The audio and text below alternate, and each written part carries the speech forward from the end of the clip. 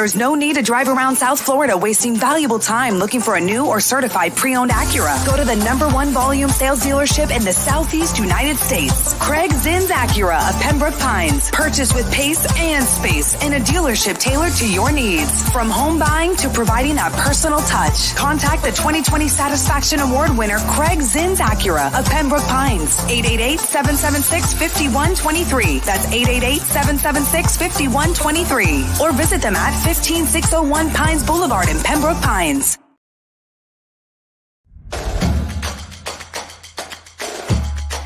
Welcome to Caneswear. New store, new items, same great experience. Family owned and operated since 2010, Caneswear has the latest merchandise from the Miami Hurricanes, Miami Dolphins, Florida Panthers, Inter Miami CF, and more. Come visit us at our store in Davie on University Drive, just south of 595, or online at caneswear.com. Caneswear, the spot Miami fans shop.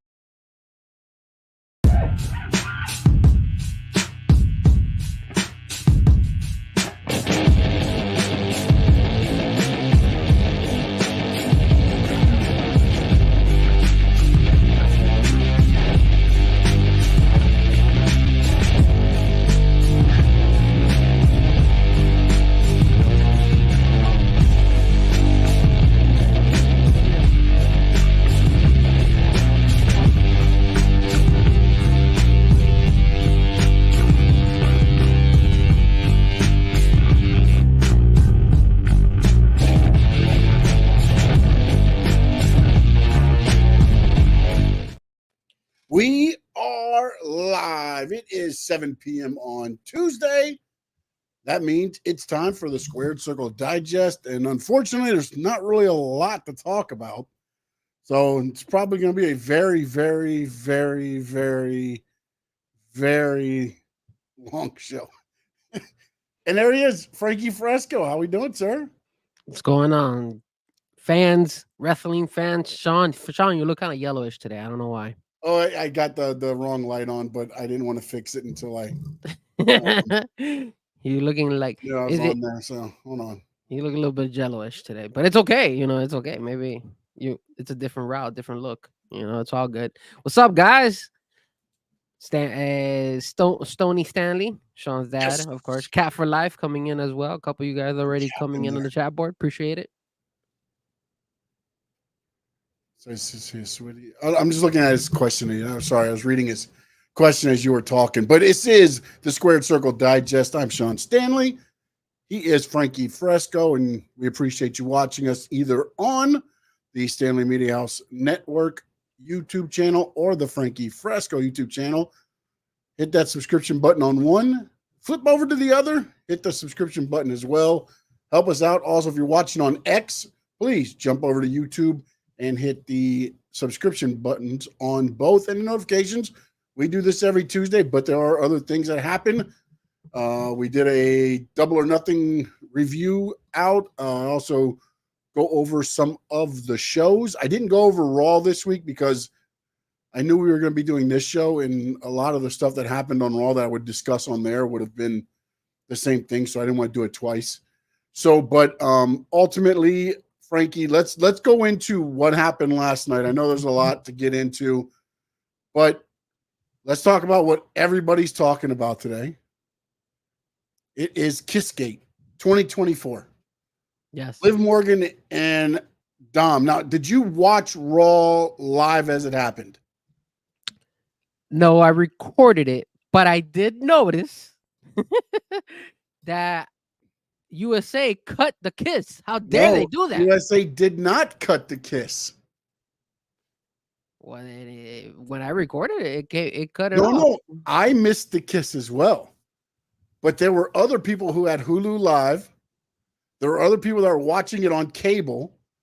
There were family members. I listened to Busted Open Radio this morning, and they had a family member called in. They watch on YouTube Live. They watched the show on YouTube Live. One got it, one didn't. The other part of the family watches on, like, I guess Comcast. I don't know if it's Comcast or whatever their cable company is there. Same company. They live in the same area. One got it, one didn't. I I am believing in that this is not a mistake. This was set up to do this. Why? Because it sent everybody to their social media. Do you think that they're pushing their social media more than It ever got 3 before? million views. Well, the thing is that a lot of people, I have DirecTV, so I wasn't watching it live. It happened at the very end, no doubt. I'm sorry. I just saw his question. I just want to make sure. This happened at the very end of the show after the steel cage match. Liv is walking down the aisle, and where mine stopped, they're just staring at each other. Correct. And my Same. TV went off. Same. Okay. Again, I didn't watch it live. I was with the old folks. So shout out to my mom and my dad. I was hanging out with them. And Love we my went to the Hialeah Park Casino. Okay, all right. We didn't win, but we saw somebody win. Somebody won like $1,500. So nice for him. He was betting a lot though, man. He was betting like $50. He was on the slot machines and he was betting like $50 every like little slot, every play he was doing. It was insane. Anyways, at the end of the day, he had like about $3,000 in the machine. But anyways, that's besides the point. So, but as I was playing at the casino, Yes. I got a notification. And the notification was that WWE was trending. So it was Liv Morgan. And I was like, what's going on here? So I go on WWE's network on the X and I see the Kiss around the wrestling world. And I was like, oh, wow. But I saw the replay today and I was waiting for it on my DVR and it cut off. So I'm part of the people who got cut off. You? No, I am 100%. I am the one that got cut off too. But the reason I think that it's not like it's a setup and is because at 11:03 it was already out by WWE. Now this isn't like out by just everybody. This is WWE sent it out at 11:03. The Kiss heard around the world, and some people got it and some people didn't. Maybe there was a glitch. Maybe it was a glitch, and they were made because again, the Busted Open guys. One of the producers or one of the guys part of the show used to be with WWE, and he's done a lot of things like with the Olympics and stuff. So he was kind of walking through like how it works, where they're on the phone going, "Hey, we need 30 more seconds. Hey, we need 2 more minutes. Hey, we need whatever." And he's like, "What could have happened was." They didn't make the call, so they didn't get the time, and USA cut it, which I would say okay, but some people got it in the US. Some people didn't. And they're on the same service. Some of them are on the same services. So that was the weird thing. Like it might have just been a glitch out of all of this, because then also what was kind of brought up on Busted Open was, did somebody mess up and miss the cue? Like before the cameras are supposed to go off, but obviously not, because some people saw it. Yeah, but the thing is, on USA Network, they have that program. I don't know what it is. I guess it's like a Survivor type of series. Yeah, Survivor like New Zealand or something. So they've been pushing that a lot after WWE before that, because it just started. So since it just started, it actually goes, and I would assume that they probably have like a binding contract where, hey, we need to make sure. Yep. And I would agree with you, but some people saw it in the US. Like, so it was on USA. It wasn't that, like, was it a regional thing? Was it because some people in the like they had callers from North Carolina, Virginia, New Jersey. They said they saw it on their, one was YouTube, some were Hulu Live, and a couple of them were cable companies. So it was just odd. It was no really rhyme or reason to why it happened the way it did, honestly. It is the first, I know when I looked at it, I was like, really? They're going to leave that much of a cliffhanger? Yeah. And then as soon as I looked down, I was like, what's going on my phone? And it was just like, ding, ding, ding, ding, ding, ding. And I was like, and I went to it and I saw it. And again, it did run over 11 and that may be right. So maybe they had a regional thing, like, okay, in Florida, we go right to it. Or I don't know. I'm just saying that because I know I didn't see it and I'm here in Florida. So maybe they had a regional thing where certain TVs had to click over to that reality TV show, but they had that. They did the Kiss, and even before that, did you see the segment where the Judgment Day is there and Damian Priest also talks about Liv in a way, and he's looking at Finn Balor. So now, finally, everything is starting to kind of click. Like all this was on purpose, which is Well, JD McDonough was talking to her last night on Raw. Again, it's one of those things, and I started thinking, I've heard it before, but it would be like by the time Rhea gets back, there's no more Judgment Day to come back. That's the revenge tour. But she gets the title, and then she destroys the Judgment Day, or what is the Judgment Day at this moment. But shout out to my boy Dom Mysterio, bro. He goes and he's pimping out, Rhea Ripley, and now he has Liv Morgan. I mean, know what was the funniest thing I saw? There was a picture, and they were like, "Why don't we do this again? Custody of Dominic ladder match." That would actually be cool. Rhea Ripley versus Liv Morgan. Like it was, remember back when he was real young, it was Eddie against Ray. Yeah. And then Dom was for custody of Dom. Run it back, baby. Run it back. I'm telling you, man, he being a pimp, man. I'm glad that WWE has been able to utilize him even while he's injured. And I told you this. I told you that Dom is a big star. Now that I look back at this, and also, and I know we're kind of jumping over because I want to keep it in order, but the the Eddie Guerrero biography came out. Did you watch like so much of the resemblances, even the Latino heat with Eddie Guerrero in China? He was always like, China was always taking care of him. That's Rhea and Dom. When you start looking at it, that's all they've done. They just put it back into Latino heat, man. And they've done it with Rhea and Dom. And when I saw that, it was like, damn, it had not hit me like that until I saw like them doing something. And then I remember Dom and Rhea doing stuff. And I'm like, that's all they're doing. And they're just wanting this back. And not only that, but what ends up happening with Eddie Guerrero? He ends up being on top, which I think that's what WWE is eventually going to do with Dom. Even though a lot of people say, yo, Dom is ridiculous. He's a weasel. He's all this stuff. But it's going to get to that level. The guy works his ass off, which is impressive because at first we thought he was a terrible decision to bring him to WWE. We were like, why didn't they bring him to NXT first? Why didn't they develop him? I mean, he's getting that kind of like advantage because of his father. But now you're looking but I think at he it. proved himself on the first couple matches. He was good. I mean, was he, what he is now? No, but you could see in him. It's like the Logan Paul thing. When you watch a couple, you're like, okay, he's got something to where he's going to stay. It's not like, he's going to be in and out. So, yeah, I agree with that. And then the one thing, too, that kind of got overlooked, and we'll just stick it with Raw now. I was going to talk about this a little later on, but might as well just do it right now. The fact that Becky Lynch contract expires this weekend. Did you hear the rumors?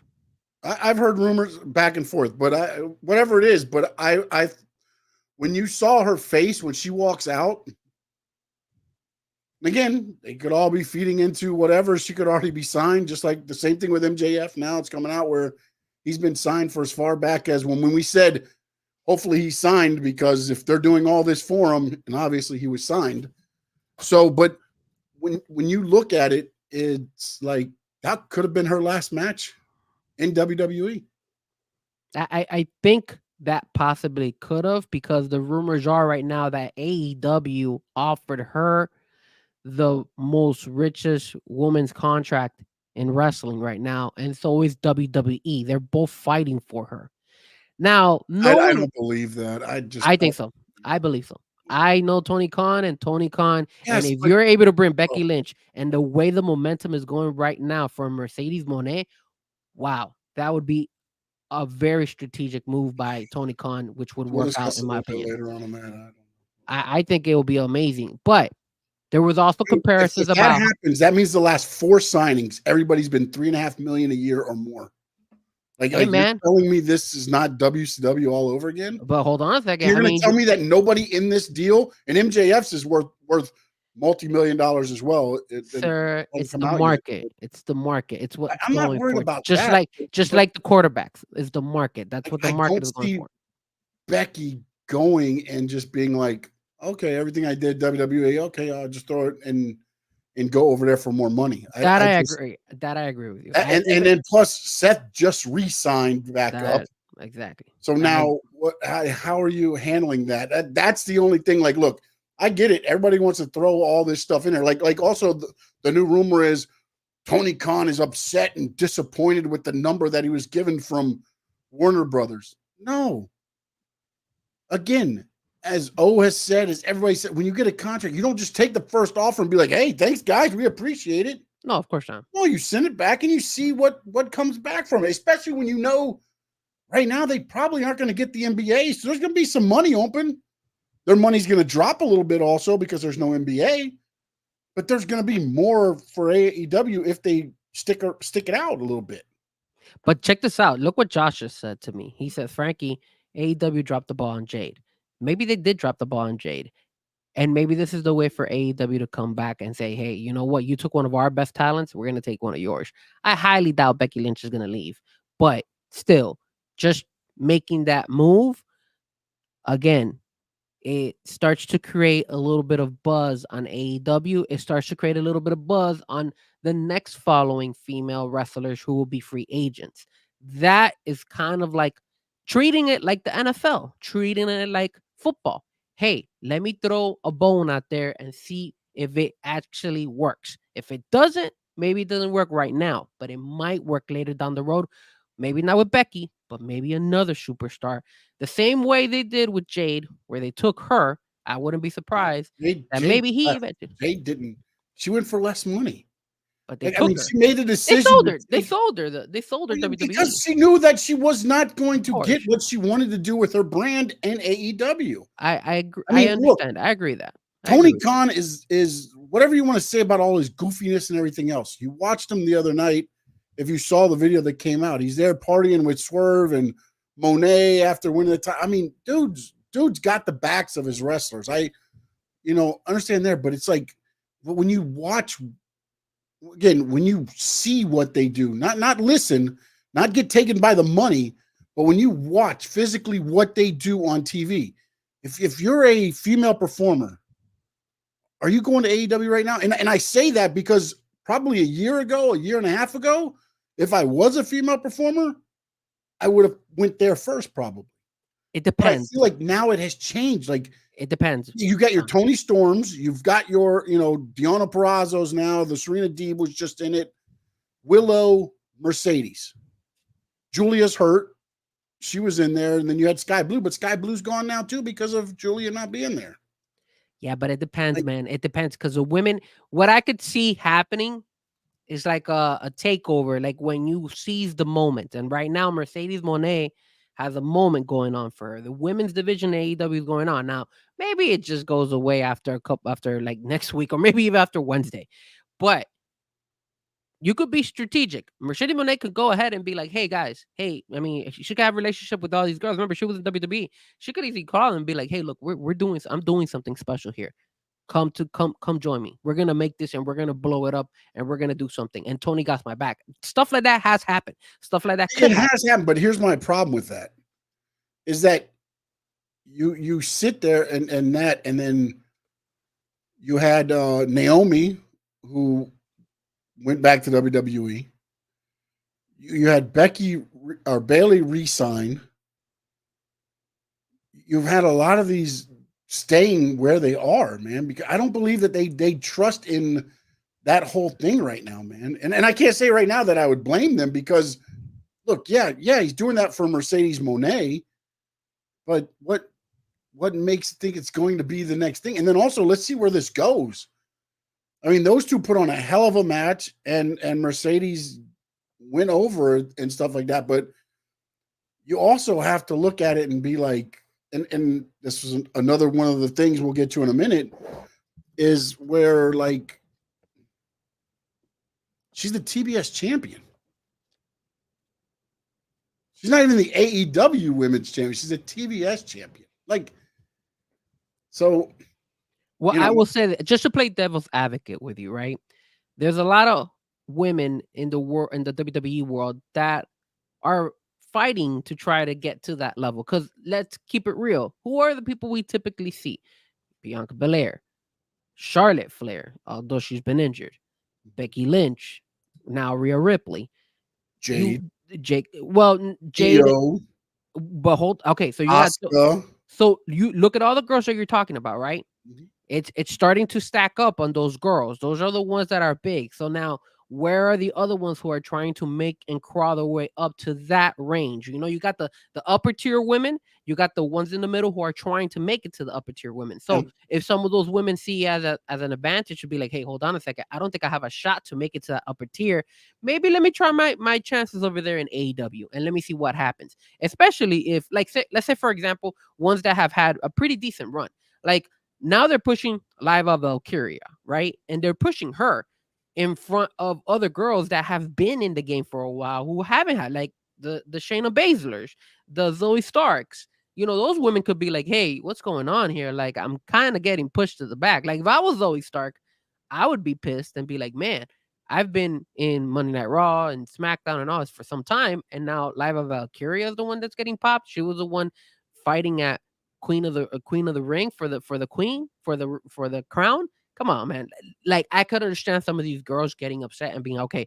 You know, maybe it's time for me to try when my contract is up. Maybe let me test the waters. Let me see if something's out there for me. And I agree with that, and I agree 100% what you're saying. But also you have to look back at it and go, okay, am I going to burn this bridge and say, okay, Tony Khan, I'm all in on AEW, no pun intended, but because look, I'm speaking about like Zoe Starks and them. They don't move the needle per se to where if they try to play the game, WWE just be like, yeah, okay, go. We don't want you back. Or do they stay and just don't ruffle the waters and keep getting the WWE money and the opportunities that WWE gives them? I mean, you have both. You have some girls that are gonna look at it as, hey, let me stick around because it's something that's how do you call it? Let me Secure. ask, and I'll ask the chat this too. Cat for Life, No Doubt, Josh, my dad, everybody in there, say now, you're a female performer right now, okay? In that level of Zoe Stark. Let's use Zoe Stark as the example. You're Zoe Stark right now. Your contract is up. Are you playing hardball with WWE and going and seeing what you can get for AEW? And I'm not saying you're going to take a low ball offer to stay at WWE, but if you get a little bit of a bump in pay, do you stay at WWE the way it is, or do you go and test the waters with AEW, hoping that Tony Khan gives you what you're hoping you're going to get? Because look, if right now, so far, since everything happened in the women's division the way it did, the only person I've seen actually do anything out of the division is Julia Hart, Willow Nightingale, and of course Mercedes, but that's a name that came in. Who have they actually? Mariah May, maybe, if you want to do that, but I think she could get herself over anywhere she went, honestly. But where have they given that rub to where you're like, okay, here's my career in your hands. Let's go. For me, I have to look at both sides of the spectrum. Do I feel like I have an opportunity on myself to grow in WWE and still make some good money, still have whatever benefits WWE offers you? Then I'll probably stay. Now, if I want to bet on myself and be like, okay, AEW is offering me more money up front right now, but I know I could take my wrestling and my talent, my character, whatever I got to do to the next level. I'm going to test those waters. So it just depends on that person if they really feel like, hey, I'm going to bet on myself. Just like in football, just like how we had these Christian Wilkins, all these guys, they bet on themselves, they won. Other guys like a Connor Williams, unfortunately, I mean, didn't. You get the Christian Wilkins and those stats, you got things there to say, okay, the guy, what has Zoe done to where, and again, I'm not trying to like She had a Zoe Stark, which sounds like this, but she had a great run with Trish Stratus for a minute there. yeah, with Trish Stratus. They teamed up with Trish Stratus. She had that run. But what has, Zoe Stark, what is her star power if I'm AEW and I'm Tony Khan and I'm going, okay, I see it. I see that in you. I Know, just, I would have to. that's the thing where, because to me, honestly, with Tony Khan, like if he's almost Vince McMahon-esque in the fact that if you lose his like trust or his thinking of you, you're going to the back of the book. You're gone, man. You're done. Josh is a savage. He says Zoe Stark is not there yet. She should go to CCW. Yeah. I mean, no point intended to CCW. And again, going out of TV and everything. Just to kind of be a person of talent there. And well, Shayna Baszler would be a better opportunity there. Shayna Baszler would be one where they're not using her as much. I mean, they have her in NXT and she's doing her thing in NXT, but yeah.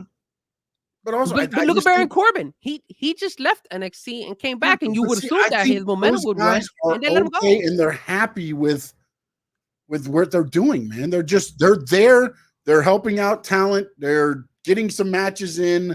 They're getting their checks, and they're happy with what WWE's done for them. And that's why I told you it all depends. And because it also goes with the community things. If you watch Baron Corbin, he's got this little food channel thing that he does. He also does a lot of the community things, which is kind of odd because I was like, really, Baron Corbin? He's out there throwing first pitches. He's doing a lot of other things that they do there. And again, AEW does the same thing. Don't. I'm not saying it's a WWE thing. It's AEW does the same thing as well. But I just feel like right now, it feels to me like the women are getting the better rub right now, unless you're in the top echelon with WWE. The thing also is, again, you have to come to a conclusion here on your career. Hey, am I okay where I'm at? Am I okay being in the middle of the pack? Or am I looking for bigger and to see if they're going to give me that opportunity? Baron Corbin went to NXT, and I was talking about it saying, yo, this guy is resurrecting his career. The way they matched him up with Braun Breaker was the smartest thing they could have done.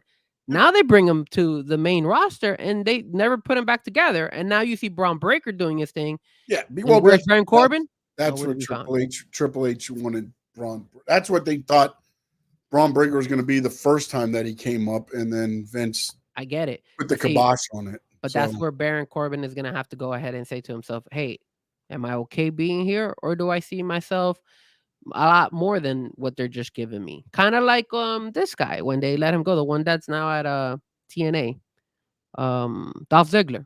Same thing. He was like, "Look, they're not using me the way I wish they would. I gotta go," and he left. But I mean, but also he's done it he's been there for 20 years, man. Like that was all he knew, and then he was like, "Yeah, let me go out here and see what I can do." Plus, he makes the money doing the comedy stuff on the shows on the back half. So it'll be interesting. Let's jump into now the thing where AEW, the return of MJF, Maxwell Jacob Friedman, Triple H 2.0. What do you think it means for the AEW going forward? Don't say Triple H 2.0. Okay. You know what I thought was funny? I was listening to Bust Open Radio and LaGreca, right? I'm sorry, I don't listen to it all Dave the time. LaGreca, yeah. Dave LaGreca, right? He's like, what happened was Triple H was looking for his vest and jacket, and somebody took the Liv Morgan went off too soon because he's too busy trying to find his jacket. And Bully's like, that's because MJF's got it. Yeah. I mean, look. How was that? WWE was riding a high. It looks like it's gone down a little bit, and it's no longer riding a high as much because of I disagree with that, but okay. No, come on. I mean, it's not riding the high of WrestleMania. No, exactly. It's not riding the high of WrestleMania. But, I mean, AEW can't be that 12 months a year. AEW was not riding a high for a minute. I mean, I guess the moment you could say they kind of had their highest peak was when they had All In last year, and now they're coming to that right now. So now it's All In is right around the corner. It's in August. I believe it's in August. And you have Forbidden Door, which is one of their pay-per-views that they do really, really well. So Now you bring back MJF. Now you bring back all of a sudden Adam Cole. It sucks that Adam Copeland got hurt and he looks like he's gonna be out for a while. What? Nobody told him, hey, buddy, let's not jump off the top of the cage. Well, did you hear his post? He spoke about it himself. He went on X and he basically said to himself, sometimes I forget that I'm 50 years old and my body tells me, hey, you're 50 instead of my head. That's where I'm going with the whole thing. You're supposed to have a producer for your match to be like, hey, do we need with everything we got going on, do we need that on there? Like I don't understand why nobody was let me question this a little bit. But to play devil's advocate with you, this is a guy who's been in the industry for how long? So you would assume that you could trust him and be like, look, I've been doing this for so long. Trust me. Now, second time around, if he was able to, if he has another match similar to this, or he's like Anarchy or something later down the road and he wants to try something like that, I would assume hopefully somebody in AEW would be like, yo, slow down because look what happened the first time. That's what I'm hoping. Nothing good ends from the top of a cage. Nothing. No, I know that. Like, I just especially at 50 years old. Hey, yeah, let me drop an elbow with you wrapped in barbed wire on a table. Like, I get the gruesome effect it looks, but my other thing about it is like if that was going to be the pin, then I'd be like, all right, cool, let's end it with a big bang. But that wasn't even they went another 5 minutes. He was hopping around like he couldn't even move. Yeah, he at first he wasn't feeling it as much because the adrenaline's running. Then later he was like, "Oh crap!" You could tell once he went to hug. Once he went to hug. That's why I thought it was a hip. Honestly, the way he was dragging his leg, I was like, "Oh, he must have came down bad on his hip." Because, like I said, usually you'll get a big bruise on your hip, and it feel like your leg's dead. That's what I thought. If you say that, fibula and all that stuff. If you say that, have you experienced that before? Is that why? Have you done something like that crazy? That bruise, but not like coming off of a cage like that. I went and I went to do a it's kind of odd.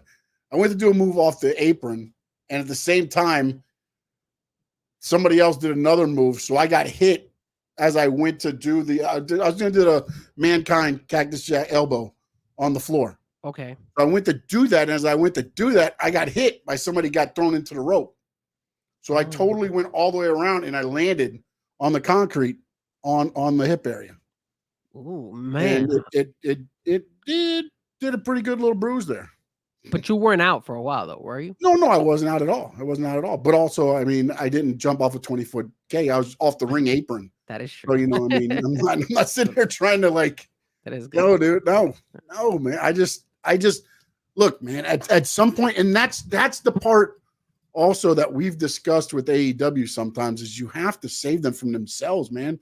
You've just lost Adam Copeland probably for a year at 50 years old. Yeah, it sucks, man. I mean, and he was now what happens to House of Black? I mean, that whole thing is gone now. What you had there that could have made something and ultimately maybe put them together, and now you've made a group, a mega group or something. Oh, now again, let me rephrase this. Could have been the Brood versus the House of Black. They could have done some stuff like that, but ultimately, what they could do now, if they want to, is bring him back as like a manager type thing, like they did with Judgment Day at the thing, and have him kind of lead, Malachi Black out of respect thing because he beat him down or he won, and now he takes control of House of Black just to keep Adam Copeland on the show. And then he's kind of like Judgment Day-esque there. But I don't know also what he can do with the leg. It's a tibula, right? He said tibula, right? That's the leg, right? Man, he's out for a while, man. Yeah. So, and now what does that do for but let's get back to MJF real quick, because I want to talk about the TNT title later. But for you, the MJF, the promo was freaking awesome. For the most part, I think everybody figured out that he was probably coming back since nothing was being said either way. And I think at one point, and then he comes out, he does his thing. I'm hoping, as I said on our recap show, that whatever he did with Adam Cole, that ends that, and we just move on and we forget that the devil shit ever happened. And I kind of feel like that's what happened when he took the mask and he threw it away. It was kind of like, scratch it all out. Undisputed Kingdom is no more. Because, I mean, you've destroyed that group. I don't know what the hell you do with them now. I think for me, you keep it going. I think, and the way you keep it going is now you set up. If Adam Cole can wrestle, but he looks like he can't, he's still rehabbing, even though he doesn't have the brace or anything like that. He's still rehabbing because he kind of insinuated that. I think what you do now is you unleash Warlow on MJF. And now you have Warlow versus MJF in the next couple of pay-per-views. The reason I say this is because remember, Adam Cole has had this 50-50 type of view with Warlow. He feels like he's always been like holding him back. He hasn't delivered on all his promises. This is a perfect way for Warlow to win over Adam Cole again and be like, look, boss, you're the guy. This is why I'm undisputed. Let me take care of the guy who just kicked you in the nuts, called you a piece of crap pretty much. And then let me see if I can handle it. And at least you could build something on this and you keep going. I don't want AEW to put MJF already like in the title contentions for any title. I don't want it. Don't put him back on the title contention right away. Allow these guys to hold their belts for a couple of months, and then eventually we'll see that turn around. Then you could bring them, build them up. Swerve did a good job with this. I feel like they're gonna do a good job when it comes to the tournament. MJF, let him do. MJF is one of those guys that doesn't need a belt in order for people to be invested on him. That's the way it works. I agree with that. I agree 100%. And then now, so for me, I want him to have a good thing. I don't know if Wardlow's that right now. I don't know what the hell they're doing with Wardlow, bro. Like he came in the ring, he did his it's almost like a comedy shtick now. Like he gets caught doing it and he gets thrown out and he's like, oh well. Like I just don't know. Like, dude, he's a monster, man. Make him a monster. Tony Khan is anti Vince McMahon. Like Vince McMahon couldn't do anything with smaller guys. Tony Khan can't do nothing with bigger guys. He's got all these big guys on the damn roster. Can't do anything with them. That's why I think at the end of the day, you could keep Warlow. Warlow reminds me of back in the day, like kind of Diesel when he was with Shawn Michaels. He was like his bodyguard, right? So I could feel that they could take that route right now, where Warlow is Adam Cole's bodyguard right now because he's the big dude in that group. What happens? MJF is probably going to get over him, but then it also brings now the other storyline of now. But you've already had him choked out by Samoa Joe. Like Wardlow's already been choked out. Like what kind of body? I mean, I get it. People get beat up and all the time there, but it's like that's a guy that they should never have let in. He got choked out. True, he did get choked out, but it also Samoa Joe is not Orange Cassidy. Samoa Joe is a big dude as well. And if you're gonna lose to somebody, I might as well lose to Samoa Joe. He's very strong in AEW, and especially when he was holding the belt. Okay. Just because he lost him doesn't mean that he's down. I think you could. No, but it's the way he lost to him. He just got totally choked out. Like I mean, like it wasn't like Wardlow hit a chair or something fluke, and then he fell into the choke. No, he power bombed him, and they blocked in the choke, and he choked him out like that quick and like that easily. Yeah, but there's been that back and forth with him and Samoa Joe. I don't mind him losing to Samoa Joe. Now, if he would have lost, I don't mind the loss. It's the way he lost. That does count. For me, it doesn't. That's right. It doesn't hurt him right now. It doesn't hurt him right. It doesn't. For me, it doesn't hurt how he's lost. He's been a clown ever since. He has, and this is a good way to bring him back and put some relevancy on him. You can't keep doing this with him. That's what I'm trying to say. You're right. They have to do something better. He went away, then he won the title. Then he went away. Then he got his hair cut by Samoa Joe. Then he came back. Then he went away again. Then he comes back. And now he gets choked out by Samoa Joe. So if you don't want MJF to be dealing with anybody in the Undisputed, then who should MJF go after then? Who should be his next opponent? That I can't answer. I don't know. There you go. Oh. There you go. That's why you got to keep up the Undisputed story. Yeah, but you've killed the Undisputed Kingdom. If that was the plan, then you should have made them strong. You book a match to bring a guy back in, and the Undisputed Kingdom, the only good thing on the Undisputed Kingdom, just loses his title as he walks to the ring.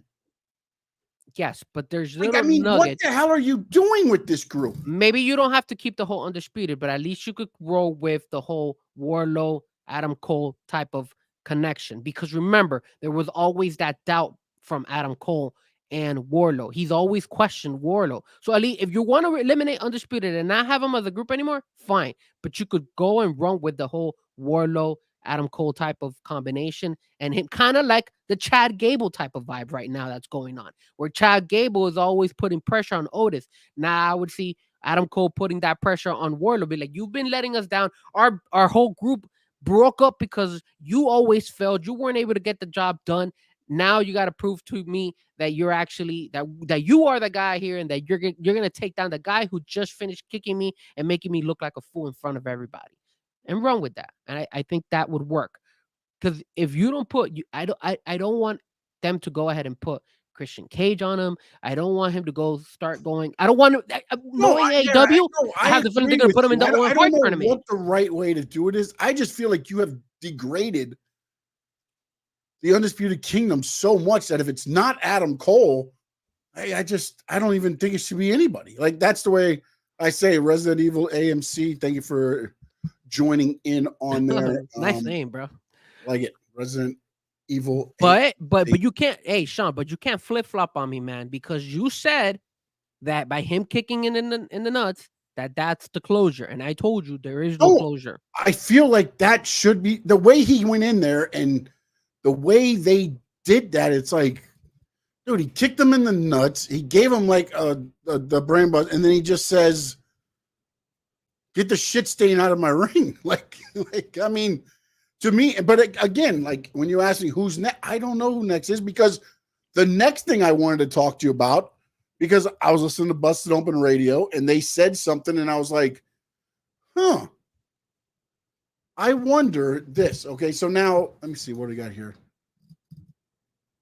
Okay, we'll talk a little bit about Chad Gable in a minute, Cap for life. All right, so now with the AEW titles, okay, and we're going to do this for both AEW and WWE, by the way. Okay, for the men's titles, for the AEW side, do you feel they're too top heavy right now with their titles? And with that, I mean this. Swerve Strickland is your heavyweight title, right? Your international title is Okada, I believe, right? Or no, international is Ospreay, right? Or was that the one? What Roderick have? International, I believe. Okay, so then Ospreay is the international. Okada is the. I don't remember. Hold on, I'll look it up while we're looking for it. But Okada's got the one title there, right? Adam Copeland was your TNT champion. That's going to change now. So when you look at, again, it used to be, and again, this is an old way of thinking about it. Your top draw was your champion. Okay, I got you right here. Let me clarify it. Yep. So Swerve is your AEW World Champion. Will Ospreay is your AEW International Champion. Adam Copeland is your TNT Champion. Okada is your AEW Continental Champion. And the Young Bucks are the tag team champions. And the Bang Bang Gang is the Unified World Trios Champion. And of course, you got the two women with Mercedes and Tony. Yeah. Mercedes the TBS and Tony the World for the women. Yeah, I'm looking more at the singles titles. But do you look at them and say, okay, they're top heavy? No, I do not. So do you think right now, besides the TNT title, which now will be kind of taken away anyways, which one of them do you think is the? If you had to say right now, the number one person in AEW is? I would probably assume that based on how much they love him and they push him, it would be a tie for me. I think it would be Swerve and Will Ospreay. Now that Copeland is hurt. So that'll be 1-2 for you. Yeah, I would have those two 1-2. Who's your third? It would have been Copeland, but because Copeland is hurt, obviously it's Okada. And then after that would be Copeland. Okay. But what I'm saying though is so now when you look at those titles, who's going to be the first person to lose their title? Probably Swerve. Probably Swerve. No, that was what the conversation was. What we've always had. It feels like both.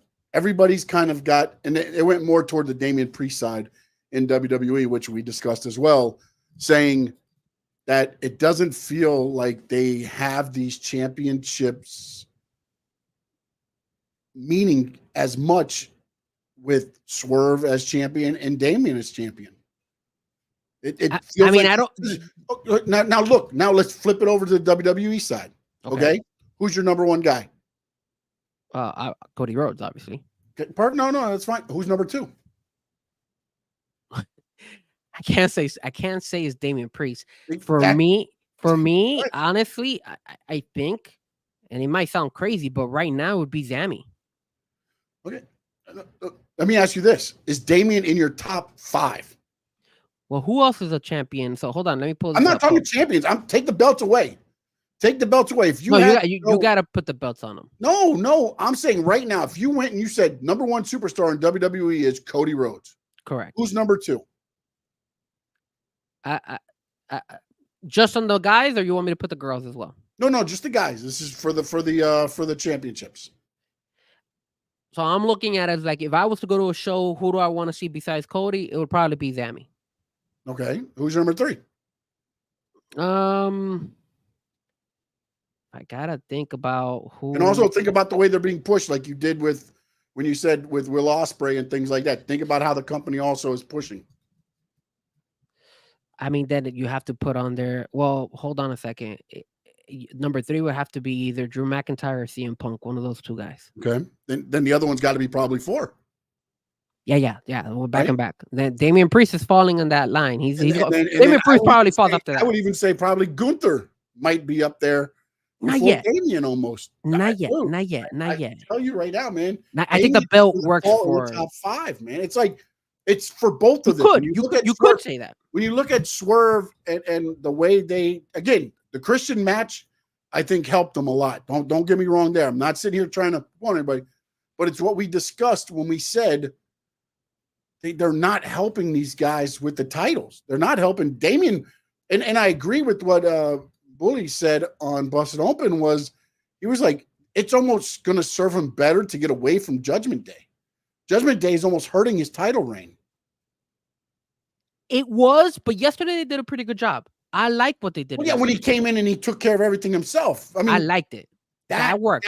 That works. But again, it takes away from his whole thing, because every time you see him in the back, it's not championship-esque. It's him in the clubhouse trying to freaking play mama or something, man. Well, no, that's why you have to change his character to more of a Roman Reigns type of character. Roman did the same thing with the Bloodline, but now let's have Damian Priest do the same type of thing with the Judgment. He's trying to direct traffic, especially since Rhea Ripley is not there right now. So he's the head guy in charge, and he's telling these guys, hey, you need to go wrestle this. You need to take care of business. That's what they're trying to do. If you kind of put two and two together. But the problem is they've made it so, like, he needs to get everybody in one, like what Chad Gable did and had a meeting in the ring and was like, you're terrible. Now you're going to get, the belt or whatever. Like I feel like there needs to be that come to Jesus moment in the Judgment Day, at least for a couple weeks, because it's almost to the point now to where it's like yesterday it was JD McDonough's running from Braun Strowman the whole show. That was funny. Until he finally shows up at the cage, and then here comes Braun Strowman who finally gets him, and it's like, look at Cat for life. He does not Priest is top 3. Okay, he's not going to tolerate that, sir. You're tolerating to me how Damian Priest is portrayed on TV as a top 3 performer. They did a good job yesterday. No. Yesterday they did okay. They did okay. Did a good job. But one day a wall was not built. True. And now you're putting him up against Drew McIntyre. If he gets the win over Drew McIntyre, he will. Again, same thing with the Christian whole Swerve thing. Swerve, it's got better now with him beating Christian. I think Damian Priest will get better by beating Drew McIntyre. That automatically would probably push Damian Priest over. Yeah, but I think the Damian Priest one's going to be a lot more of riffraff going on, shall we say. That's all I'm going to say. Yeah, Some riffraff there with the old punkster, I believe. If they go that route, I think that's what they do, because I just don't think SummerSlam is going to be Drew McIntyre against Gunther. Like, I feel like CM Punk versus Drew McIntyre is going to be SummerSlam. Nah, they don't need a belt for that match. They don't. They don't. I mean, I would like Drew McIntyre versus Gunther. I would like that more than actually Damian Priest versus Gunther, to be honest with you. And it's only because I feel Drew McIntyre is bigger right now. He's over Damian Priest. That's why I have him higher than Damian Priest. And the only reason I probably have CM Punk just above Damian Priest is because CM Punk has been relevant. But the problem with CM Punk is, the last 2 weeks, he hasn't been around. So, he's starting to lose. You're forgetting about him. So now you're bringing in Damian Priest. But I think that's on purpose, to where when he shows up at the Scotland show, it's like, oh, he's back. Yeah. Instead of doing it every week, and then it's like, oh, now we can kind of figure this out. Now it's like out of sight, out of mind. Oh, he's not going to be there. And then I feel like they're trying to, and again, it's just my opinion, Sean Stanley's opinion. I feel like it's more along those lines than this is what WWE needs to do. Okay. Oh, and if WWE are listening to me, please listen to me. WWE needs to start treating Damian Priest similar to how they did the Tribal Chief. They need to start opening shows with just him coming out with the Judgment Day and them kind of showing. Like, you don't start a show with, I don't know, Drew McIntyre or with Gunther, what they did yesterday, pretty much. Because then you're kind of putting Damian Priest on the below them, and that you need to start putting. He is your heavyweight champion, so you start with him. Like, next week, I hope Damian Priest comes out and he'll start talking about how he beat up Rey Mysterio and how he handled everything and how it says, this is who I am. This is what and then you have people coming at him, not him coming out at them, because that was what was happening. Gunther was out there, and then here comes Damian Priest. Yeah, well, why? Because he's going to be he's going to be portrayed as the baby against Gunther, and then you had Drew come out, then you had Braun come out, so now they're trying to throw that there are, because I guarantee you, the one thing that they keep hearing is that, oh, there's nobody, there's no contenders for the title. Now they're trying to show you that, hey, look, there's all these contenders, and that's what they're doing. I mean, that's what they did. And also, it was the coronation for Gunther. That was his coronation as the king. I'm telling you, man. You know what? Kudos to him too. The way he just carried the crown out like royalty, just like not putting this thing on my head. Yeah, he never put it. No, he's like, yeah. And that this crown is beneath me. Like that is the man. Oh man, Tua Time in the building. What's up, Tua Time? I haven't seen you in a while. And look at it, he jumps in with, we want Roman. Right? Then, but guys, think about it. Don't you think it's true? Don't you think that they should start off the show with the heavyweight? They did that with Roman all the damn time in SmackDown. Or you don't even he doesn't even have to be in the ring. You start off with him in the back. Yeah, and then he catches a flight out and he goes home. That's it. But you do that. You elevate him. And the way you elevate him is by pushing him first. What do they do with Cody all the time? Hey, they'll show Cody walk in first and whatever the case might be. Because Cody is there. Cody, that's who you're trying to sell to. Hey, look, everybody loves Cody. Here, or you have the show ending with Cody. One of the two. Same thing with Roman. You would see Roman end the show. So these type of things you have to start doing with Damian Priest if you want to elevate him. If you don't want to elevate him and you just want to buy some time, then keep doing what you're doing. Yeah, no, I think that's what they're doing, because in June, right? Yeah, June, it was announced today that the main event of the SmackDown taping, I guess it's going to be a dark main event, is going to be Damian Priest versus Jey Uso in Madison Square Garden. I'm going to ask for a quick timeout. Hold on. I got to run. Do you need 30 seconds? Give me 30 seconds because I have to run for a split second. Hold on. I'll be right back. Go ahead. I got you, man. Frankie Fresco's gone. But let's go into the chat right now. Karun says, not going to lie, when Gable referenced the blonde girl's Goldilocks and the 3 brain cells, I laughed so hard, probably pissed off the neighbors. Now, dude, Chad Gable is hitting everything. And the fact that they started doing the You Suck stuff with him is pretty damn good right now. And then the whole thing with Otis, the battle that Otis is going through, like it's gonna be interesting to see because they could also have Otis go the other way. I believe they're gonna have him go face, and you're gonna hear the big pop, and Otis is gonna relish in that. But they could also, at the end of the day, have him turn on Sammy and help Chad Gable win the title. Like it could just be a ruse that way as well. So it's gonna be interesting to see. But I love what they're doing with Chad Gable. I love everything about that. The way he yells at Tozawa, the way he yells at Maxine Dupree. Maxine Dupree, she flinched first. She went a little bit quick, and then she went and did the stop there. Let's see. And then I saw it earlier. The Creed brothers might end up. I didn't understand why they had them do a 3-minute match last night against AOP. I didn't do that. If you followed me when I was talking on at Sean_Stanley11 on my X, I live tweeted kind of the show, and that really bothered me a little bit as far as for what the Creeds are, to get a 3-minute match to just kind of get to put over AOP. I feel you can use other tag teams, but if they build them down, they tear them down, then Chad Gable's going to be there to build them up. And then Ivy Nile will replace Maxine Dupree, and he brings out a new and improved Alpha Academy. And if Otis ends up staying, now you've got Otis, the Creed brothers, and Chad Gable. It's a pretty damn impressive little force to go with there for the Alpha Academy. Man.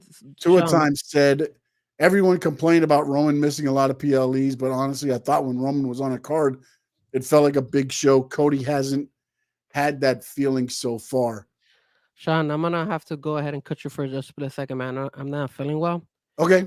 So right. I just unfortunately I went downstairs and I wasn't feeling well, and it looks like somebody just tried to do something to me, and unfortunately I have to come back. But bro, I'm like bruised up in here, man. It's just it's not looking good right now, man. I feel like I just got attacked by the Young Bucks, and it just I don't know what to do. Did he give you the Frankie Fresco cutter, or what is that damn driver? The Frankie Fresco driver? You took a Frankie Fresco driver? I just had to go and get my neck brace. They put my neck brace on me right now because they went ahead and they just destroyed me downstairs, and I had to just, I don't know if I could keep up with the show. Well, try, man. Just make don't do anything, nothing serious. All right, I won't yell at you no more. I'll be nice to you the rest of the show. All your AEW takes are the greatest thing ever. and I mean, my goodness, I can't believe they went after you. Can't believe they said they were going to do it. They said they were going to do it, but I thought it was idle threats, man. Sorry, man. I'm sorry. I just had to It's just don't talk too loud. Keep don't do any extra force there, man. I appreciate it, Sean. Appreciate it. I appreciate you, man. Look at you forcing through this. I will keep. You let me know when you got to go. You let me know, man. And EA Minutes, appreciate you jumping in here. He said Otis joining Sammy. Look, I mean, I honestly think that's the way it's going to go, but it would not surprise me if it went the other way either, and they decided to flip it just to give the big FU on something and keep him with Chad as well and go that way, because I love Otis the comedian more than Otis the tough guy. But in this case right now, they've got the crowd on such a frenzy. I don't know if they're going to give them that moment. It's almost like the first WrestleMania with Cody, right? Everybody's like, oh, Cody's going to have to win this. Cody's going to have to win this. And then it was like, F you, Cody's not winning. And you're just sitting there like, what the hell? I almost feel like that's what could happen. Could happen. Don't set yourself on fire, Frankie. Hey, by the way, also, I don't know if you saw the video, but apparently Jack Perry had done that stunt before, like years ago. Really? He had his pants set on fire. He walked around. He did a couple like jump kick type things, and then they put him out. So he had done that before. Oh, what is he doing? He been faking this whole time. What is going on? I got it off. God, he pulled the rouge Can't on. wear that. Can't wear that the whole night. No, I can on that look. I don't know how Tony tough, can man. wear that all day. That bro. looked tough, bro. You know what they probably did? They probably did the one that's just like around. It's not a full. Think about Cowboy Bob Orton. He wore a cast on his hand for like 60 years.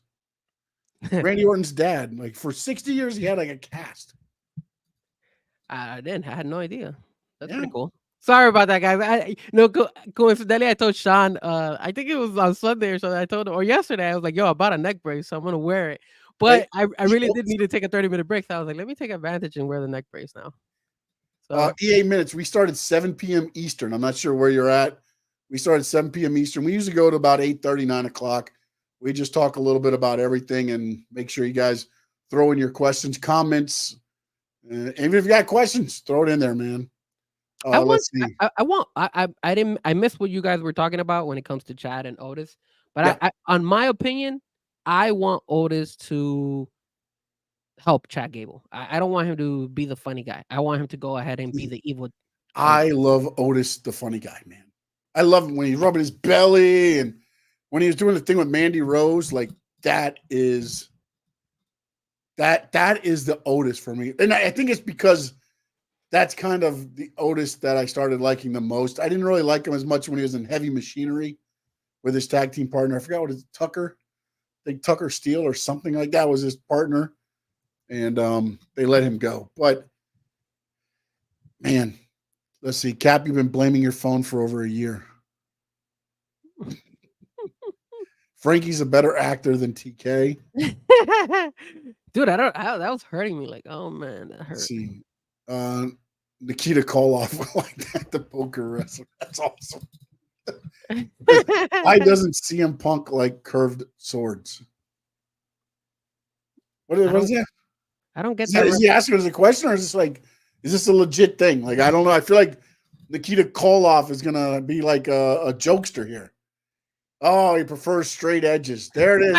We got a joke teller in the chat. I love it. Yeah, man, it's logging out. See you guys again. Okay, man. Appreciate you. But hey, man, that's what this is about, man. We're trying to grow this thing and just have fun and talk some wrestling. We talk AEW, we talk WWE, we make fun of AEW, we make fun of WWE, we talk good about WWE, we make fun of AEW. Did I say that twice? My fault. No, but and then we didn't talk about King and Queen of the Ring though. We did not. We did not talk about King and Queen of the Ring. Yeah, and then why didn't we not talk about King and Queen of the Ring? Is because AEW, in my opinion, is way better pay-per-view. Double or Nothing was way better. Dude, AEW always delivers on the pay-per-views. No, and I'm not talking about the wrestling. I'm just talking about the overall, storytelling and everything on that particular pay-per-view. I think that's the first time, storytelling-wise, AEW did a better job than WWE. Oh my God, they're telling a novel. WWE's writing an ebook. They got 5 matches. AEW's got 12 matches. I mean, what are we doing? I was just saying. Look. Who tuned into the whole pay-per-view? Like, I saw some of it. I wasn't even like. Did you actually watch the Logan Paul Cody Rhodes fight? Like, I knew Cody Rhodes was gonna win, so I was like, kudos to Logan Paul, by the way. Let me do this real quick because I won't do this ever again. You're clapping a guy who uses brass knuckles as his finishing move. Get out of here! How dare you? That's disrespectful, sir. He talked with production and was the one that came up with the shot of the drone that went into him and then went around him before he did the frog splash. That was pretty cool, though. I'm not gonna lie. Badass, right? And that was he was like, he came up with the concept. He didn't know how necessarily to do it, but he's like, how about if we did this and had like a whole angle shot around me? He brought that up. But let me ask you something. Is that what they did yesterday too with the steel cage match? Where you saw how they had Becky and Liv, and they were like, she was slamming Becky on the cage, and you had like a up close that level high. Is that the same thing they did with that? Because I don't know. I think I might have missed out. Just that part didn't stick out to me. I don't know. Did you? It might have been, or it might have just been the way the cameraman was able to be like right there, bro. It was like cage. It was an angle shot. And then it was like, because if you're on the ground, you're zooming in from up top, right? Yeah. But it was elevated to the same spot where she was hitting her.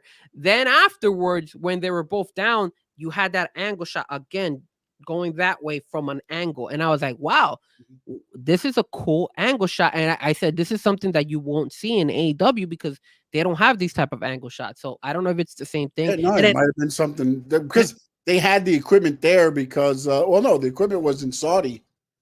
They did that in Saudi, so I don't know if that was their equipment or if that's something they have over there. Like I don't know if that's like a pay-per-view type thing, or maybe they bought one to have because they saw how cool that was. Because that can catch some good highlights, man. Because like even if just thinking about that, when he was standing up on a thing, think of Randy Orton in the corner just doing his pose, and with that kind of going around him, like that'd be pretty badass, man. That is badass. That's creativeness, man. Yeah. And not only that, that's just being, that's the difference of like a young mind compared to the old school wrestler, right? The old school minds that are like, hey, this is the traditional stuff and stuff like that, and he's just elevating it. Like the whole thing with the Prime. I don't know why they have that Prime hydrate station all the time there. Nobody uses That's a it. sponsor. They took it out of the ring, though. They did take it out of the ring, though. It wasn't but I don't know if that's just for certain pay-per-views where he has the ring. Because remember, Prime used to be in the middle of the ring. Yes. And it was there for 2 pay-per-views. And it wasn't there at the last one. So I don't know if that was just for certain pay-per-views. Maybe in Saudi they can't do that because maybe Saudi pays $55 million a show. So they're like, no, you put nothing in my ring. Nothing. That Saudi pay-per-view was good. If I have to give it a rating from 1 to 10, I would give it a solid 7. I thought it was a pretty good show. It was like a B minus show. I mean, again, the show was just to do the King and Queen of the Ring. You knew Paul's not beating Cody Rhodes. You knew that Becky was probably going to lose the Liv somehow. Even though I blame you, you made me change my pick. And Sammy, no, dude, man, just because you're not strong enough to stand on your own, huevos, or what are the huevos? Huevos? I'm not going to answer that, but keep going. Why not, man? Because I went with no Becky balls. Lynch.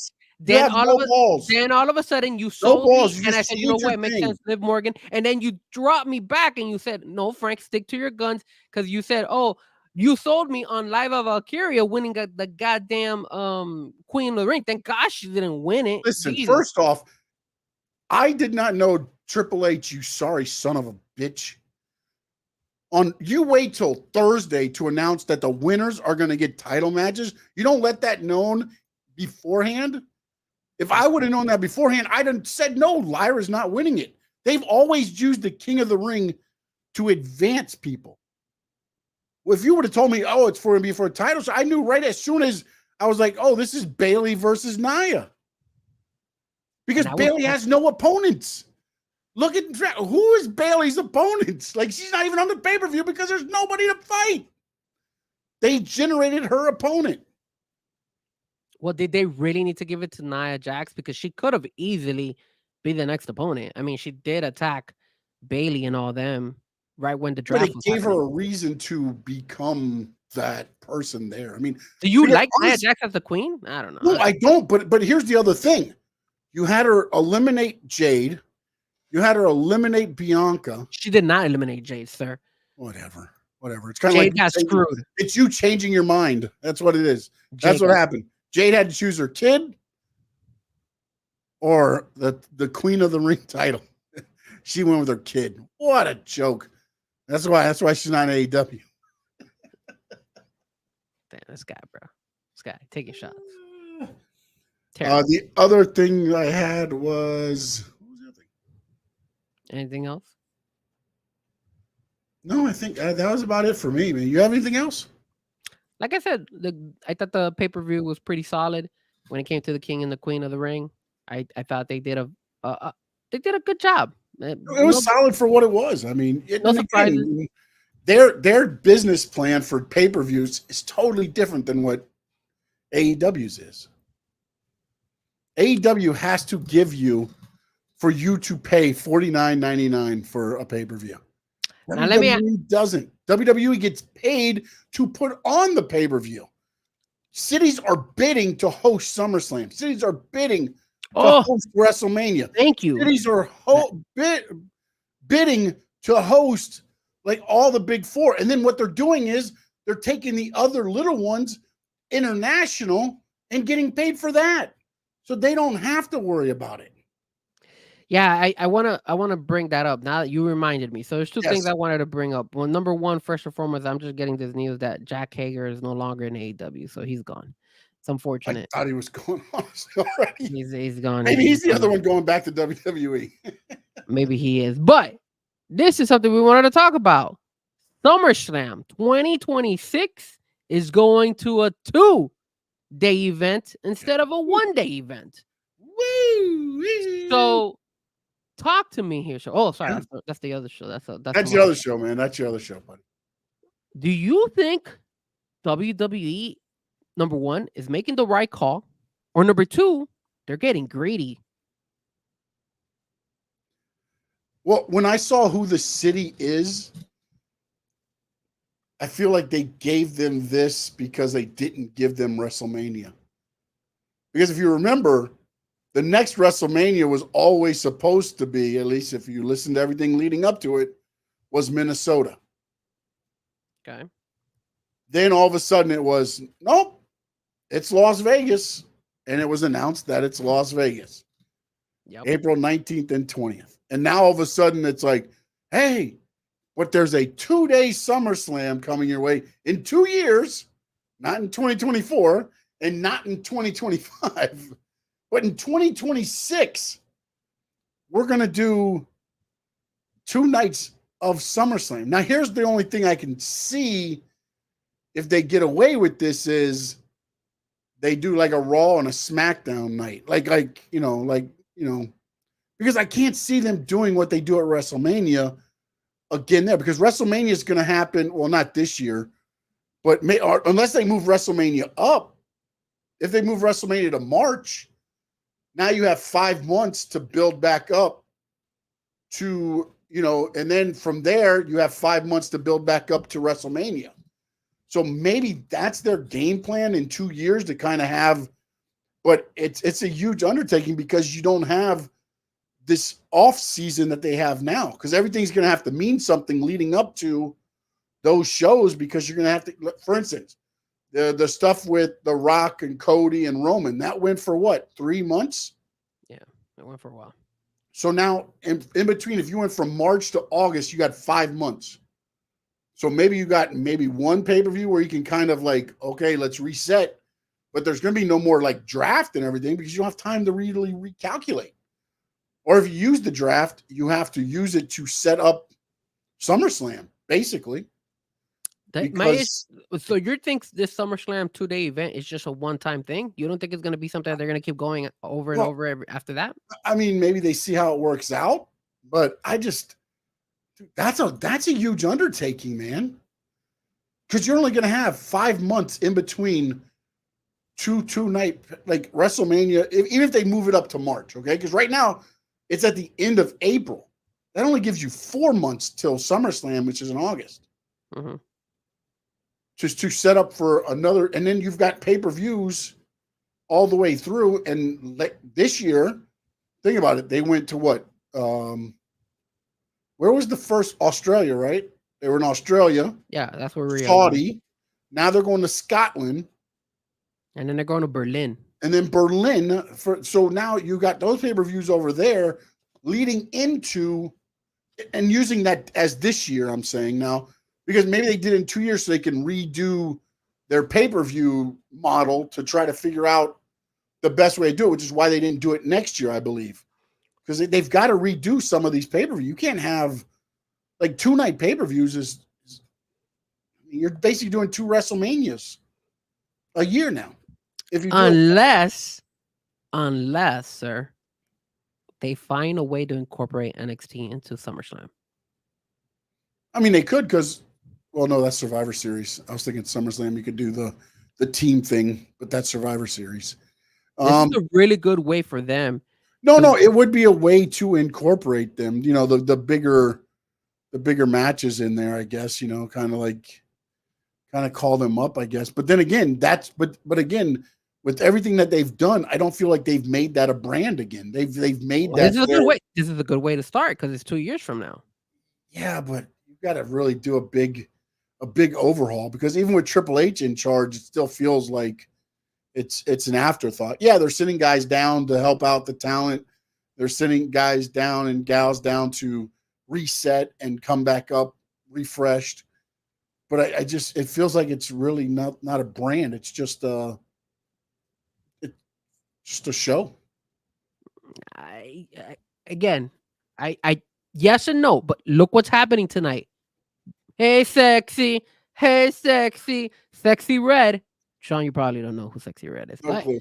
Sexy Red is actually in the show tonight. Yes. So that is a big thing because Sexy people, Red. because people know who Sexy Red is. Sexy Red, if you guys don't know, is banging right now in all the clubs and all the bars. Everybody, if you're a DJ, you know what I'm talking about. We're playing Sexy Red left and right because everybody's asking for it. Even at proms, I'm getting kids asking me, "Yo, play some Sexy Red, some Ice Spice, and all that." But look, man, that is not a bad idea. They start trending in that direction, and then not only that, but now you expose NXT to these big, big, big, like WrestleMania type of vibes, which they haven't been getting. They don't get on their regular shows. You know, Oh, they're there though. They're at the WrestleManias. but they're not wrestling. Well, no, but they do their own show. That's what they do. The takeovers usually, or their takeover shows are usually during the Big Four. It's the Saturday morning or Sunday night after the Big Four pay-per-views. And no doubt that SummerSlam could use a little whoop that trick. Didn't you hear them say whoop that trick when Chad Gable was about to smack Otis? Yeah, no. I'm not saying guys. There's not certain guys and girls that couldn't be on the card, but I'm saying referencing as NXT as the brand is kind of like, I don't know. It's a good way to incorporate. Like it's been beat down again. Like I thought, I was hoping that with Triple H in charge, they were going to actually make it more of a brand to go. And again, maybe they only make it regional where it's only the Southeast or whatever, doing it, but at least travel and build up little things. Go to the smaller arenas. You don't have to go to big stadiums. You go to the smaller ones and like Watsco and things like that, and just build a little bit of a name. Like they don't even, when they went to Watsco, they do the not the stadium, they do the building beside the Watsco.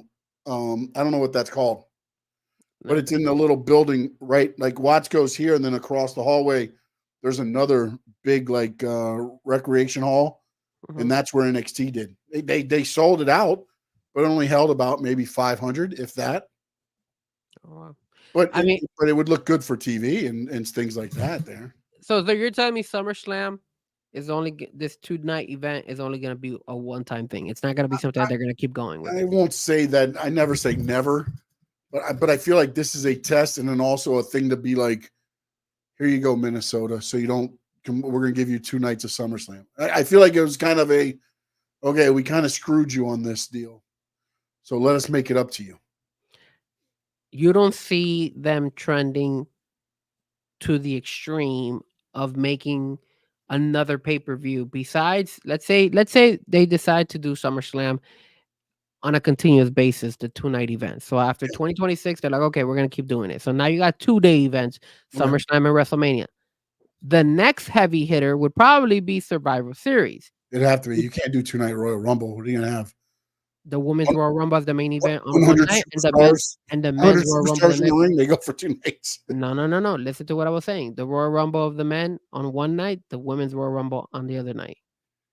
I mean, you could do that. It's just that it's the other stuff that you have to figure out. Like, again, now if you did Royal Rumble in January 2 nights, now you have 2 months to set up for WrestleMania. Yeah. Like that's the problem that I'm logistically not being able to kind of get over. It's like creatively, you're putting a big burden on creatively what you guys can and can't do. I'm just looking. And heaven forbid injuries happen. That's true. I mean, that's the thing, like you're an injury away from only having one good night. I'm just looking at it because the owners of the UFC, have bought it. So they're gonna be creative. Yeah, and then they're gonna be. But I just don't know. And again, I like that they did it 2 years from now, to where now you've got time. It's not like, okay, we're doing it this year, let's do it. No, I like that they gave them the 2-year window to where now next year they can kind of maybe start making changes to some of the pay-per-view dates. And then in 2026, it's already there and made the changes so that now, because like, again, if you did April 19th and 20th, which is next year's WrestleManias, and then you have what's SummerSlam, August, 20th? Probably. And I think it's like August 20th or something. I think it's near the middle of August. So if you did that, you have literally 4 months to set up another, like creatively, to set up another show where you're trying to sell out 2 nights. And again, August 1st and 2nd. August 1st and 2nd. So that's even less time. So 3.5 months. And you're trying to sell out stadiums. You're not selling out the Amerant Bank Arena, the Kaseya Center. You don't think us wrestling fans are gonna go? You're selling out like we'll go. How has WrestleMania numbers? As long as but WrestleMania, is the Super Bowl. So half of the stuff sold out before it even. Yeah, but who did you ever think? Why did you ever think they were gonna be able to pull off 2 nights of WrestleMania? I never thought they could pull 2 nights and do as much attendance as they do. Yeah, no, I did because they started getting what AEW does. It was 9 or 10 matches going till midnight. And it tires when you're there at WrestleMania, like it's the same thing as like AEW All In or All Out. It's an experience. Well, no, but it's an experience. It's like, you're there all weekend. So Thursday you're there doing maybe the WWE World or whatever. Friday you go to SmackDown. You've got the Hall of Fame. Saturday you're there for night 1. Sundays, dude, it's exhausting. It's a lot of wrestling.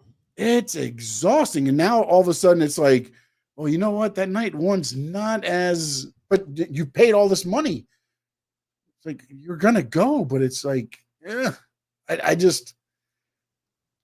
going to be difficult to me to get.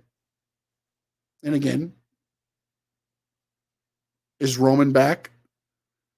Is CM Punk healthy? Is Drew McIntyre healthy? Like, are all the big Charlotte Flair back?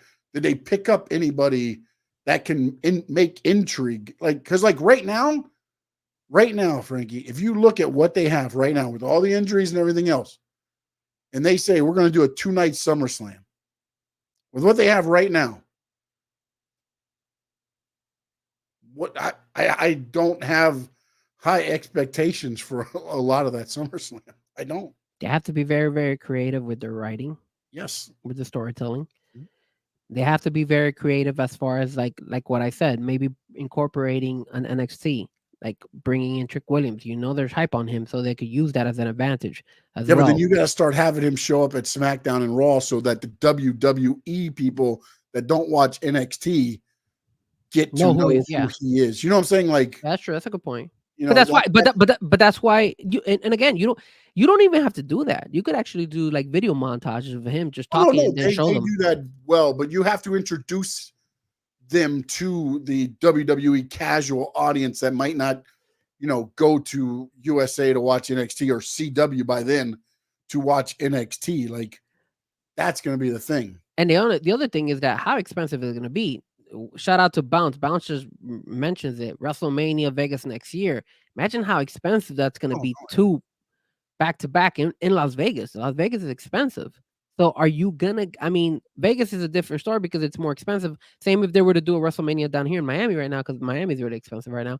So are the fans willing to pay that amount of money to go see these 2-night events? Because it's expensive. Because it's the international fans too. But then also, how much does that change now that they're giving the international audience the PLEs now? Because before, for the Irish fans to see it, they came to WrestleMania. That was their WWE. But now if they know, hey, we're getting they're coming to whatever, Scotland or whatever, now they go there. Are they still going to come to WrestleMania? Are they still going to come to SummerSlam? Because what they end up doing is they make these travel packages for them where they basically get the tickets for the 2 nights of WrestleMania, the Raw, I think the SmackDown too. So basically it's like 4 nights of tickets, travel, everything else, hotel, and they say $4,000. Wow. Again, I'm making up the price right now because I don't know how much it will go for. That's not that bad, to be honest with you. But I'm saying, but now they sell. You sell 300 of them at $4,000 a piece. A good point. You're making a good little penny. Like that's going to be the trick of this whole thing. Is does it take away from anything? Man, it's tough. Because even the PLEs now, like they didn't go to. Like what they went to Puerto Rico that one time, right? They haven't been back in a while. They've now went to Australia. They've went to Saudi. They do because they get two a year. I heard they're trying to make their way over to Mexico too. WWE for one. They usually go to Mexico. It's usually the live shows. Yeah, but I mean, Estadio Azteca would be amazing.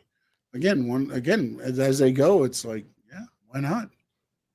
I mean, the fan base is there. No, the fan, and plus, then you got Texas. You got people that will go to Mexico. It's not too far of a trip, depending on where it is, I guess. Right, you can make it a hell of an experience, right? Be like, hey, I'm gonna go travel. Look at me. I'm staying locally, but in June, I'm heading to Houston for the Copa America match between Colombia and Paraguay. I'm flying over there. Going to that one? Yeah, so I probably will miss the show for that week. No, sir. You do it live from your seat. I mean, I could do it before we head to the actual match because the match I think is on Monday, and then I'm flying back on Tuesday. So you might get, you know what? I might just drop in for like 2 seconds. Manny Navarro, and you're going to be talking from the seat.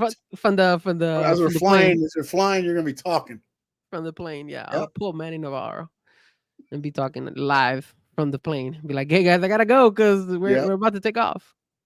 But yeah, no, I like the idea. No, I love the idea. I love the fact that they're getting greedy. They are getting greedy. Yeah, but I just like, and again, I mean, I'm sure they ran it by and asked first, like, hey, is this? And I'm sure Triple H's like, yeah, it's all doable. But I hope that they, again, man, because it's a lot of wrestling, man. When you look at it right now, you would have burn your wrestling fans too. You would have 2.5 months right now to set up 2 nights of SummerSlam. Like, and I look at what they have right now, and it's like, okay, there's some good match. If CM Punk returns, you've got CM Punk, you got Drew, you got Cody. I don't know what they're going to do with Cody. Maybe who was Orton, whatever. I don't know. Who were some of the big superstars that didn't wrestle this weekend? Damian Priest didn't wrestle. Damian Priest didn't wrestle. But he could have wrestled. Finn Balor didn't wrestle. I mean, you could still work something. No, they're but Rey again, Mysterio didn't wrestle. But again, you have to make it. To me, SummerSlam is like the ends of feuds. WrestleMania is the ends of feuds. Like that's usually where you end the stuff. Survivor Series, you end it. So it's one of those things that where I don't. Strategically and logistically, for me, it's hard to look at what they have right now and go, okay, Charlotte returns, that changes things. Becky re-signs, you've got all those guys, Braun and Braun, that's true bounce. Braun versus Braun, that could be a match. And again, you've also got supposedly, I think it's really June 17th. Yeah. June 17th now is when this whole Uncle Howdy thing, I believe, is going to kind of transpire. Didn't they reference Alexa Bliss in the last? Yeah. Well, no. What they did was there was a person in the middle of all the candles, and I think they said that was Alexa. But there was a note supposedly that was written to Nikki Cross, Dexter Lumis, Joe Gacy, and somebody else, and it was like so. It looks like they're going to be a part of that. Now, what I found interesting was if they put Nikki Cross in there with Alexa Bliss, do they become their tag team? Could we go after tag team titles? She is kind of crazy too. So Nikki Cross is crazy. Because ultimately it's coming. I think they kind of, if you watched, can it be the way everything happened? The Bianca Jade turn might happen quicker than I thought. Why you say that? Because when she was injured, did you see when Jade came in and just like pushed her back like she couldn't handle herself? I didn't know. I don't know if it was supposed to come across like that, but she kind of pushed Bianca back like, I got this. And then she's like, I'm going to go talk to Adam. And I honestly thought, oh, this is going to be the match where Bianca's going to lose because her leg's so messed up. And then Jade's going to get mad at her or something like that. But it's looking like that might happen sooner than later. Hope so, man. I want Jade to be a champion soon. It'll be interesting. It'll be interesting. Give her that belt. She deserves it. Look, man, she's working her ass off. She's working her ass off. But everybody is. All the women are over there. No, I know that. But I mean, again, she's not only learning, more than, I mean, again, she came in with some, but learning the WWE way is very difficult, man. It's so positioning, ring positioning, all that stuff. It's more than just, hey, just throw them in the ropes. No, you're looking around. That's why sometimes you'll see a person throw an extra punch and you're like, why are they throwing a punch? Because they got to get them positioned to where the camera's at. Because now all of a sudden the director changed camera lens and now they're not over there anymore. They're over there. So it's difficult, man. It's difficult type thing, but I like what they're doing with her, man. I like what they're doing with her. They didn't just bring her in and throw her in a feud. They've kind of protected her a little bit in the six women and now in the tag team. She's still doing individual matches to where she can get, that going as well. And on the live shows, she's over. So, I mean, can't ask for much better than that. All right, let them know where they can get a hold of you there, Frankie. And let me talk to you. Ladies and gentlemen, every Wednesday night, 8 o'clock, Frankie Fresco channel on YouTube, me, and hopefully my brother. I hope my brother's able to come back. He's been partying in life. If you need me, I'll be there for you, man. I'll have a neck bracelet and everything. Yeah, you know what? Next time I feel like if I'm writing the show by myself, I'll hit you up. But yeah, hopefully I think he's gonna be there tomorrow. Hopefully he is. Yeah, I think he's actually coming back from Detroit. He was in Detroit, Michigan for. Is that how he told me no? Nah, I don't need you. No. You know what? You. I should start asking you more often. And Cat for Life. Here's my thoughts on Nia Jax. She's good for what she is. I don't think she deserved to win the Queen of the Ring, but whatever. Why not? She cried, bro. You just finished saying. She was so happy that she won, man. So happy. You just finished saying that the Queen of the Ring and the King of the Ring are typically to elevate the person, right? Yes, you don't need to elevate that. Triple H said this time they're going to get a title shot. At that point, I said, damn it, I'm wrong. Lia Valkyria is not winning because there's no way, one, it's going to be Becky versus Lyra at SummerSlam. And two, I was like, even if Liv wins the title, it's not going to be Liv against Lyra at SummerSlam. Neither of those are like SummerSlam matches. So I was like, oh. Why not? Because you were loving Lyra Valkyria. You were falling in love with Lyra Valkyria. I love Lyra Valkyria. All her work that she's done outside of WWE, NXT. Busted her ass. While I was complaining, saying she's not going to get a title shot, is what I say. Again, these always elevated people, all going all the way back to Stone Cold. Dump your Bibles and you say you're John 3:16, Austin 3:16, so I just whooped your ass. That elevated him up, and that wasn't even supposed to be his win. That was supposed to be Triple H's win. Sure, see, that's a problem. See, that's an issue with old school. The old school wrestling fan still sticks to his gun of what happened years ago and the trends, and nothing's gonna change. I like new school wrestling where you do new wrinkles, you do new things. It doesn't always have to be like a kind of like a part 3 or part 4 of what happened in part 1, like a reload or anything like that. Yeah, you're like, oh, because it's back in the day, Stone Cold. Yeah, we know that, but not anymore. That was back in the day. Triple H is switching it up. That's why he changed it up, and it makes perfect sense. Well, no, I think what happened. This is what I think happened. Okay, I think somebody at AEW called him and said, "Hey, TK's got this idea. He's going to have the the Owen Hart Memorial winners. Yeah, sure. Become the champions." Triple H's like, "Oh, really? I'm going to one up you, buddy. The winner of the King of the Ring and Queen of the Ring will get title shots." Suck on that, Tony Khan. I highly doubt that will happen. I'm pretty sure it mostly happens like, yo, Tony Khan said, wait, they went ahead and did that. Maybe we should do it because we don't have anybody lined up for Swerve either. So let's go ahead and do it. The thing is, it makes it at least mean something. Like it does. you earn a title shot by winning the. Again, it's like But you can't parade the crown. It's like the after Money in the SummerSlam, Bank right? and Royal Rumble. All you got to do is throw 29 other guys or gals over the top rope, and you punch your ticket to WrestleMania. But you can't. All you got to do is climb the ladder, get the briefcase, and you punch your ticket. You win a Queen of the Ring or King of the Ring tournament, you punch your ticket to a title shot. It makes sense. Tournaments that actually mean something. But they can't parade themselves with the crown after SummerSlam, though. Why? Do whatever you want to do. Unless they won. Unless they win it. Listen, this is what I would love to see. You don't think so? I would love it if Nia Jax went full like Booker T style queen for Queen of the Ring. Just that's what Gunther's gonna do. Extravagant big ass coat. This thing, like boom, have people carry like when they did Mabel, Men on a Mission, the big guy they had to carry under the ring. Yeah, like dude, I would do all that. Just be so elaborate on the stuff they do. No, but Gunther's never gonna do that. He's too above that. That's not his gimmick.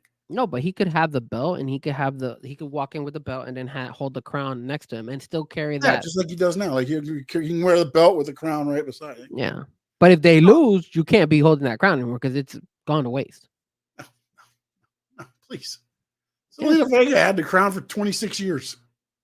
No, but it's kind of like Money in the Bank. It's like you cash the Money in the Bank, but you're still going to keep the Money in the Bank with you after you've cashed it. No, it doesn't make any sense. SummerSlam, you cash it. Whether you win or lose, you can't. If you got to win it, you could still hold it. But if you don't win, you better not hold the damn crown. So you got to give the crown back. I mean, what is? No, you just. My God, we give belts to everybody. I mean, every soccer team now gets a belt. Wait, no, you honestly think that they could if Nia Jax, let's say, goes and challenges Bayley and loses, you think Nia Jax is still going to be holding the crown with her? No, that makes no logical sense. That's dumb. It's the same concept with Money in the Bank. You're not going to hold the briefcase after you've cashed it. No, the Queen of the Ring. She won a tournament to win Queen of the Ring. You won Money in the Bank. Queen of the Ring to Bayley. You won Money in the Bank. What are we doing? I mean, it's like, oh my goodness, you freaking new school people. I'm just saying. Anyways, you can catch me at Frankie Fresco, 8:00. Let me talk to you podcast with my brother, me, Andy Trapio. And of course, you can follow me at all social media, Fresco Music. I'm always hanging here and there on IG, X, Facebook, everything. And if you want to be a guest at one of my brothers and myself a show, just send me a link. Last week we had Cap for Life. Shout out to Cap for coming through. I appreciate it, sir. He was a guest. Josh was a guest. He doesn't ever talk to me about being on the show. Sir, that's because Cap for Life is all day Frankie Fresco. Yeah, I guess he's a Frankie Fresco. AEW for Life. Same thing with Josh. Josh also came through. He also shout out to Josh. He also came through as a guest on our show. So you bounce if you want to come through one of these days. I just asked to come through and I got denied. EA minutes. Jeez. And I know Dow says last week was popping, Frankie. yeah, last week. I wonder if Big O. Well, now that I know we talk wrestling, but just out of curiosity, I'll bring it up. Does Big O know that I even responded to him? I bet you he doesn't. He hadn't said anything to me. I'll say that much. Okay, so I didn't tag him. I should tag him, but I didn't tag him. I try to be a nice guy. Yeah, let's not tag him. I didn't want to tag him. I didn't want to ruffle the feathers. Whatever. If somebody tags him, now that's a different story. Cap, no doubt. Josh, I'm sure Cap will help you out with that one. If you guys tag Big O on it, that's not my problem. That's just it is what it is. But shout out to everybody who tuned in. Thank you. And then once again, tomorrow night, 8:00, we'll be talking Sexy Red. Woo! Hey, Sexy. Hey, Sexy. As a matter of fact, look at Sean. He looks kind of red out there. I am kind of red. That's why we're red. So, yeah, man. Just call me Sexy Red. Don't forget to hit the like, and don't forget to also subscribe to our podcast. Yes. Please do. Make sure you hit that Frankie Fresco YouTube channel. Subscribe. Hit the Stanley Media House Network YouTube channel. I don't know if you can see it. Can you see it there? Mm-hmm, mm-hmm. A little cafecito cup coming soon. Or it could be a shot glass. It will be cafecitos in a conversation. Going to be sitting down with people, That is having little cool. conversations That is really about nice. life, happiness. How No can the Frankie Fresco. how can the fans and Frankie Fresco get one of those cafecito cups? You could hit me up on the DMs at Oh, I Sean thought I- Stanley 11, No merch. or store? you can go to Artsy Fartsy Mommy and you can get them custom made. These are the small ones, That is cool. and then you've got the 20 ounces There you go. right there, custom ones. I like it. Watch this. Watch this. What? Hold on. I'm just gonna hold my mouse pad. Nice. You got everything out there. Oh, I do everything, man. What are you talking about? Also, well, I'm about to show Frankie, but I don't have yours done yet. But I don't know if you can see it. What is that? Is that oh, it's like a cube? Oh, it's Mic the flag. thing for the microphone. Yep, the mic flags. Nice. And I got yours on the way. Got one for you as well. I just Oh, need your thanks, man. logo. So we will have those available. Also, I got shirts, but I'm waiting to get the page set up. We got everything going on, man. You We're gotta rolling, let the fans know, man. That's Rolling. the only way people will know Rolling. about the merch. Yes, we're rolling. It will be out hopefully by the end of next week because I had planned to put it on a site, but the site thing, once they put in the fees and everything else, a little bit more than I had bargained for. So, the budget wasn't there for that. All right, sir. How can You they can follow us at Stanley Media House I was gonna ask that. Network on Facebook and YouTube. Actually, I reinvigorated my Facebook page and also the IG page, the channels, the broadcast channels of Squared Circle Digest and Sean Stanley Sports Talk. And then also I'm on X, IG, and Threads. And if you would want one of these little cups, custom cups, shoot me a DM, Sean_Stanley11. We can do that in the Squared Circle Digest. We can do it in anything you would like, actually. But shoot that to me or go to artsyfartsymommy.com and she will help you out. Let her know that Squared Circle Digest sent you. Sean Stanley, Frankie Fresco. Tell her they sent her. They sent you. All right. And Frankie, anything else, man? No, everything's good. We are excited about what's gonna happen in the WWE world, in the AEW God world. damn it. What happened? Somebody already mentioned you. Somebody placed an order already. No, the Rangers scored. Oh, the game did start already. What's the score right now? Now that you're 1-0, 9:04 in the first. Sorry. Oh man, it's not looking good. Not looking good.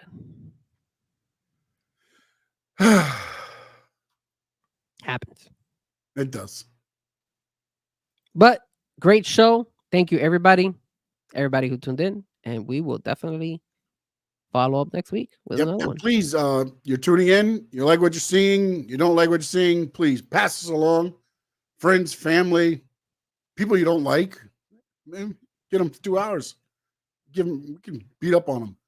But please let everybody know about the Squared Circle Digest on either Stanley Media House Network or on the Frankie Fresco YouTube channel. Also, let me talk to you. And then also the different content coming out on mine.